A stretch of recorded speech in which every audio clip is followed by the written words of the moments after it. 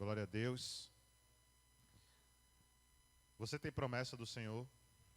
Amém? Você que está em casa, coloca também. Tenho, grita aí, tá? Que a gente vai escutar daqui. Grita aí em casa.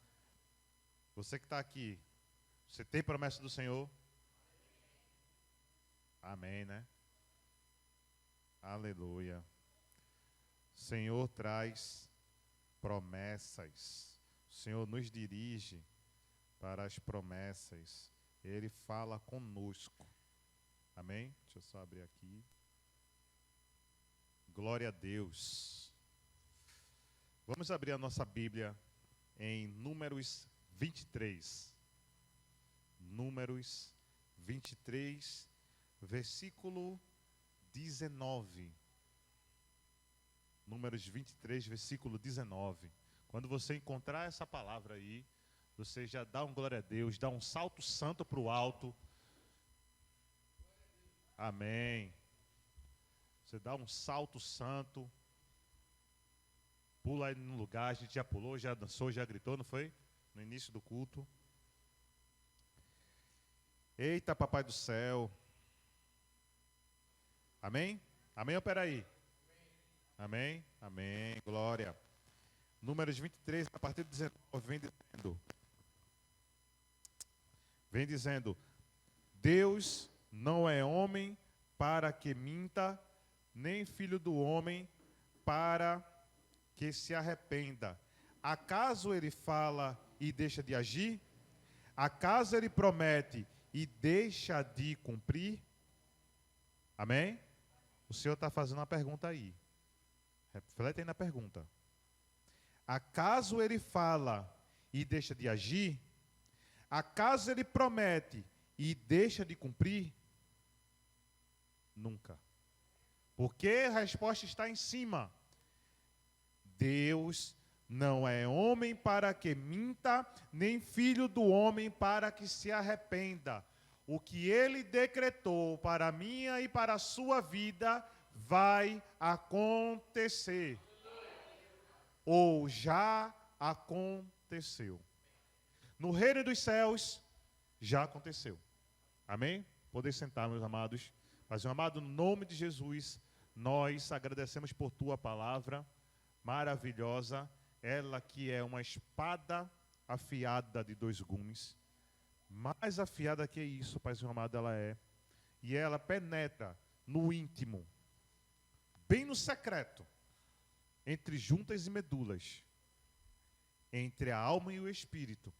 E ela é a única capaz, Senhor Deus, de chegar no local mais profundo. Pai amado, no nome de Jesus, a tua palavra diz que ela não volta vazia. Ela cumpre o propósito. No nome de Jesus, nessa tarde, ela já foi lançada. E ela, como a sua palavra diz, já cumpriu o propósito dela. Fique com nossos corações, Paizinho amado, para poder compreender a dimensão do Senhor, no nome de Jesus. Amém, povo santo? Glória a Deus. Meus amados, eu estava refletindo com o Senhor sobre essa questão de promessa. E a gente observa aqui, nesse versículo, que ele diz mesmo assim, acaso ele fala e deixa de agir? Acaso ele promete e deixa de cumprir? São dois pontos aí. Primeiro, que ele fala. Existe um diálogo de Deus conosco. Em todos os momentos, Deus está falando. Às vezes, nós é que não conseguimos direcionar os nossos ouvidos para a direção correta. E quando nós não direcionamos os nossos ouvidos para a direção correta, acontece a mesma coisa que aconteceu com Pedro. Quando Jesus disse, vem, ele pisou na água, deu outro passo, mas ao perceber que estava nas suas próprias forças, que achava que era pela força dele, quando ele percebeu que existia água em todos os lados, que ele desfocou o seu olhar daquele que falou, ele começou a afundar. E o mais lindo é que quando ele vai dizer, Senhor, achando que Jesus estava distante, e Jesus só faz estender a mão e pega Pedro. Quando nós estamos afundando, Jesus só estende a mão quando nós colocamos a dependência nele. Amém? Então, o segundo ponto é a promessa, que é o que a gente vai tratar. A gente vai tirar algumas fantasias. Vamos desmistificar algumas fantasias. Então, a gente poderia até dizer, desmistificando a promessa. Vamos sair da casinha construída de achar que tudo o que a gente pensa é promessa de Deus, e não é. Eu estava estudando e a Bíblia tem aproximadamente 8.500 promessas. Se você não encontrou nenhuma promessa do Senhor para a sua vida, pode olhar lá. Tem lá, está repleto. Sabe por quê? Porque essa palavra, ela foi feita por Jesus com a intenção de instruir a minha e a sua vida. Foi com a intenção de dizer, tome posse da promessa, você não sabe qual é não? Leia. Que você vai se achar. Então a primeira chave para que a gente tire a fantasia da cabeça. Se por um acaso a promessa que eu tenho, ela surgiu na minha mente e ela não está escrita na Bíblia, ela é fantasia. No domingo passado, ou foi no retrasado, eu disse mesmo assim, passado. Não existem novas promessas. Não existem novas promessas. Todas as promessas já foram faladas. Talvez nós ainda não conseguimos chegar no acesso ao que foi dito. Mas a promessa, ela já foi lançada. Ela já foi escrita e ela já foi direcionada. Está aqui dentro. Então não existem novas promessas. Talvez nós queiramos algo novo de Deus. Talvez queremos uma invenção nova. Não existe. Deus já inventou tudo. Quando ele estava lá no jardim, lá em Gênesis, que ele começou a dizer, haja, as promessas foram criadas a partir dali. E o que é que eu faço? Meditar. Eu preciso encontrar. E olha que não é, gente, mais de 8.000. Não é agulha no palheiro não, tá? É de fácil acesso. Agora eu preciso de um que foi prometido e que a curto prazo, dentro da promessa que foi falada, ele já foi cumprido. Porque nós podemos ter promessas curtas, médias, longo prazo e eternas. Curto prazo, Jesus disse para os discípulos, olha, eu preciso subir para aquele que é o Espírito da verdade possa vir. Cumpriu a promessa? Não já se cumpriu? Curto prazo. Promessa eterna. Eu vou voltar e vou levar a igreja. Promessa eterna. Porque vai me levar à eternidade. Então, preste atenção numa coisa. A promessa do Senhor vai sempre revelar algo que está no futuro. Mas existem algumas condições. Jesus veio para salvar todo mundo? Pergunta. Está tendo Enem agora. Jesus veio para salvar todo mundo? Veio. Jesus veio para salvar todo mundo. Todo mundo vai se chegar a Jesus para ser salvo? Nem todos. Existe o céu e o inferno? Existe. Mas Deus não trouxe condenação. A condenação já existia porque Deus existiu. E aí eu preciso ir de acordo com o que Deus me dirige para eu ficar no caminho da promessa da salvação. Porque Jesus não prometeu salvação. Jesus não prometeu salvação. Jesus prometeu prosperidade. Jesus prometeu saúde divina. Jesus prometeu bênçãos celestes. Tudo isso está no pacote das promessas do Senhor. Mas eu só vou ter acesso a elas quando eu começo a ter uma condicionante. E essa condicionante é chamada Jesus Cristo. Amém? Hoje de manhã, estava lá refletindo, eu fui ler o Salmo 119. Comecei a ler ele.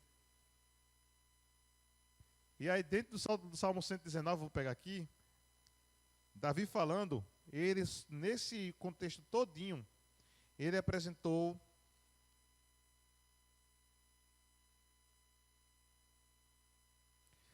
13 promessas. Só no Salmo 119, identificação rápida, ele falou 13 promessas. E ele vem dizendo, conforme tu prometestes, porque a sua promessa é tal. E aí dentro dessa leitura do Salmo 119, ele vem dizendo, de acordo com tuas misericórdias, porque a palavra diz que a misericórdia do Senhor se renova todos os dias. E ele diz, o Senhor prometeu, conforme a tua promessa, de me guardar. O Salmo 91 vem dizendo, aquele que habita no esconderijo do Altíssimo, sombra do Onipotente descansará. E ele poderá dizer que nenhuma seta do inimigo chegará a mim, nenhuma doença chegará à tenda.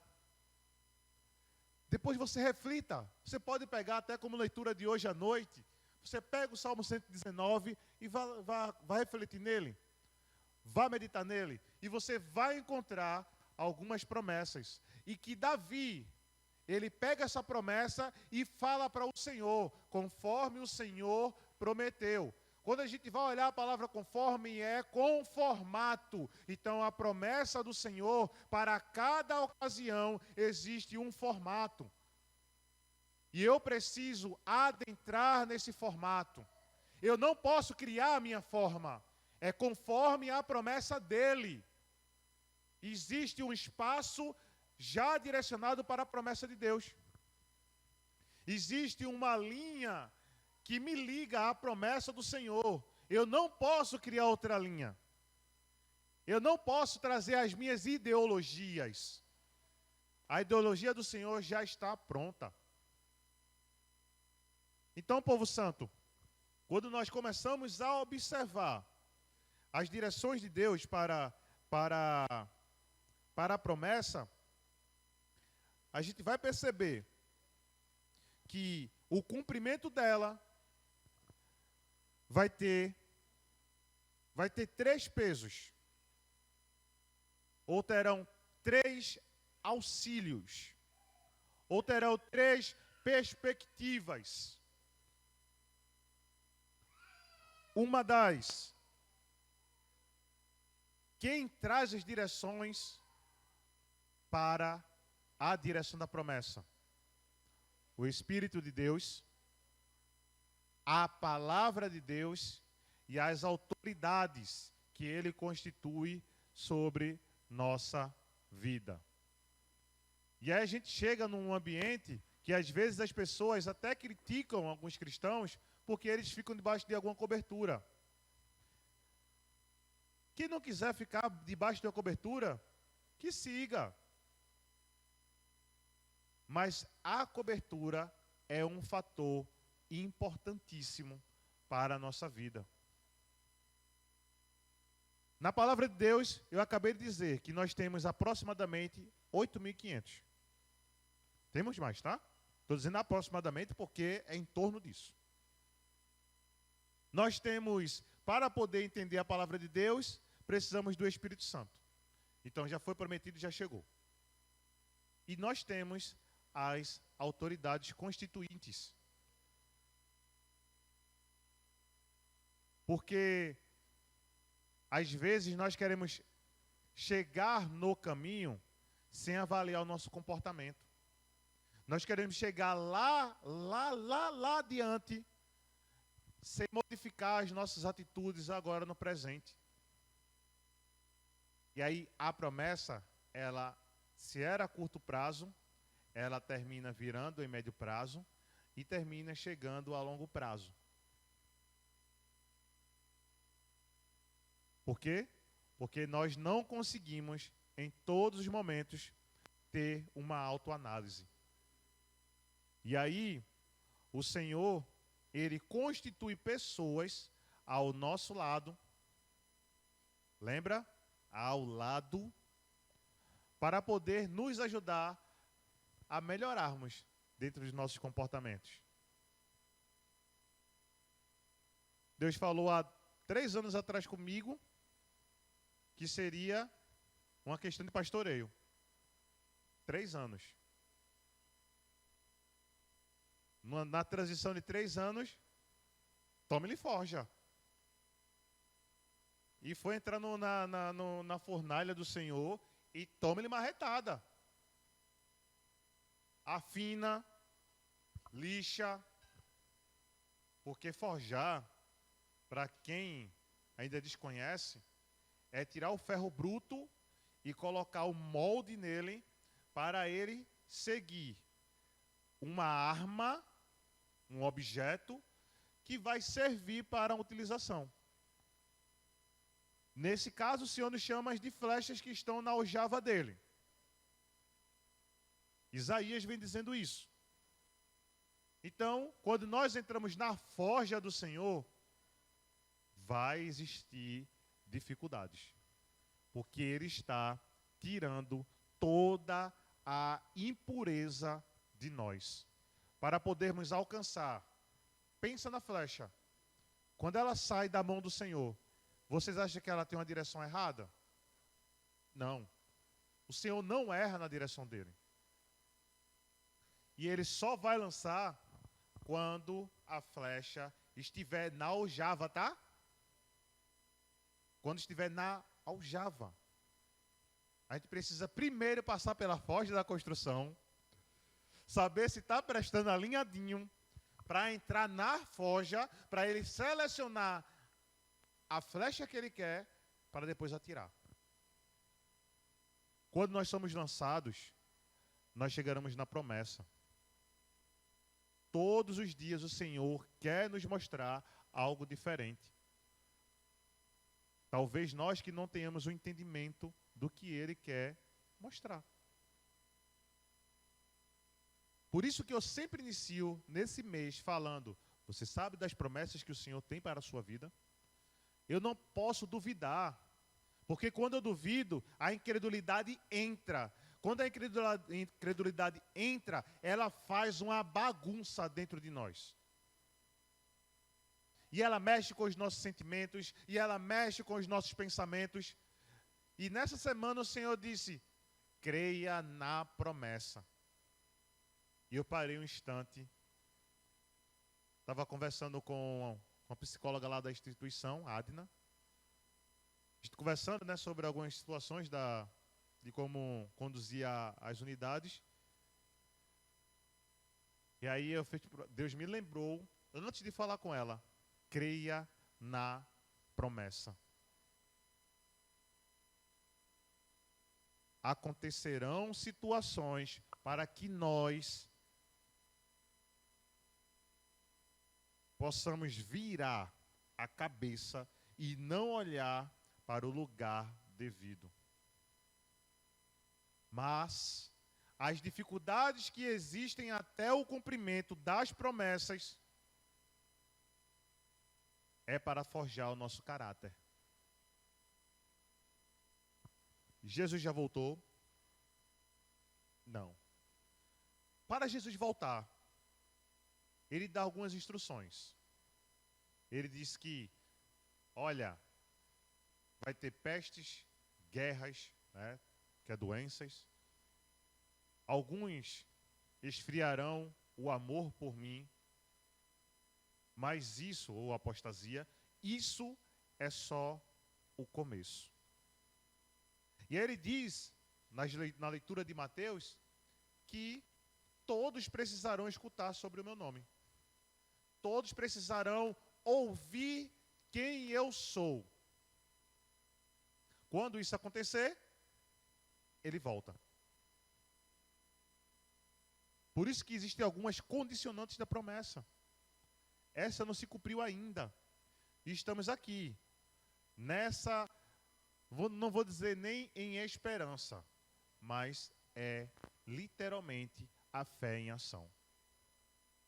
Então talvez nós, se não estivermos ligados no que Deus diz, nós pegamos a nossa emoção, fantasiamos uma ideia na nossa cabeça, criamos uma promessa que não vem de Deus e colocamos no colo de Deus e diz, ó Deus, te vira aí, vice, porque foi o Senhor que me prometeu.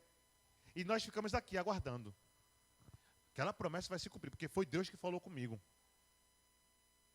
E aí passa ano, 2 anos, 4 anos, 5 anos, e eu falo de pessoas em Cristo Jesus, que estão com a vida alinhada aos propósitos de Deus, mas estão sendo levados pela emoção.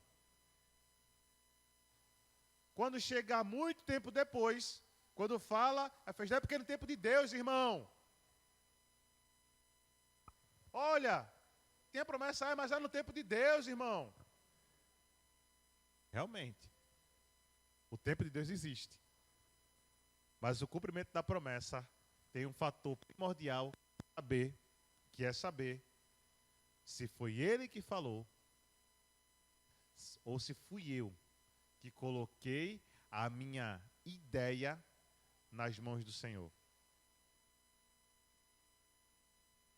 Não sabe se foi promessa de Deus ou não, não sabe se aquela palavra que veio voando, que me alegrou e disse, ó, um exemplo, tá, gente? Em nome de Jesus. O teu varão e a tua varoa está pronto. Tem na Bíblia? Tem, né? Gênesis está lá, e Deus fez o homem conforme a sua imagem e semelhança, e depois fez o homem adormecer, e tirou o varão, do varão ele tirou a varoa. Existe? Existe. Mas Deus dá nome? Não. Deus não dá nomes. Talvez a minha ideologia, a minha vontade, a minha emoção tenha criado uma fantasia de que Deus disse, olhe, pastor Elis, eis que te digo que a senhora vai casar com o pastor Adriano. Acertou! Mas não foi bem assim. Não é assim. Porque Deus une propósitos. Então a promessa tem a ver com o propósito. E eu chamo o povo lindo, povo amado do meu Pai, para que nós, durante esses últimos dias desse ano, se temos promessas do Senhor, tenhamos esse entendimento de refletir aqui dentro se tem a ver com a palavra de Deus. Para isso eu preciso ler, para poder ter o entendimento. Caso contrário, abandona ele. E não vai achar que foi promessa para você que não foi. E aí eu estava ali, quando Cecília estava lendo, aqui nos dízimos e ofertas, Mateus 6, não foi isso? A partir do 25. Ela estava lendo uma palavra que soou como muito alto no ouvido. Ela leu todinho. Mas o que soou mais alto foi homens de pequena fé. E aí eu parei e em um instante, ele me levou à promessa. porque foi Ele que falou. Que é para poder a gente descansar nele. Como ela leu e que está escrito em Mateus 6, lá para o versículo 24, que ele diz, olha, porque você está preocupado com o dia de amanhã? O amanhã só pertence a Deus. Basta cada dia com a sua dificuldade, com os seus acertos. Basta o dia de hoje para vivermos a promessa do Senhor. Basta o dia de hoje para que tenhamos o entendimento do que o Senhor quer. Basta o dia de hoje. E assim nós iremos refletir plenamente em tudo que Deus dirige para mim e para a sua vida. Amém, povo santo? Glória a Deus. E aí eu vou pedir um louvor. Hoje eu vou ler aqui primeiro, porque agora eu abri aqui a Bíblia, eu vou ler aqui. Davi fala assim, vou ler aqui uns versículos. 119, tá? Mas aí você anota. 119. Enquanto está preparando ali. Ok.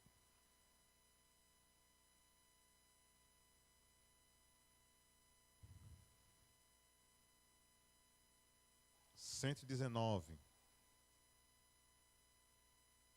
Vê lá o 25. Ó. Agora estou prostrado no pó. Preserva a minha vida conforme a tua promessa. Então Deus prometeu o preservar da vida. O 28. Minha alma se consome de tristeza. Fortalece-me conforme a tua promessa.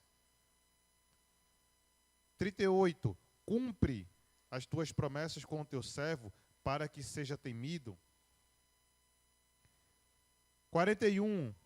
Que o teu amor alcance-me, Senhor, e a tua salvação segundo a tua promessa.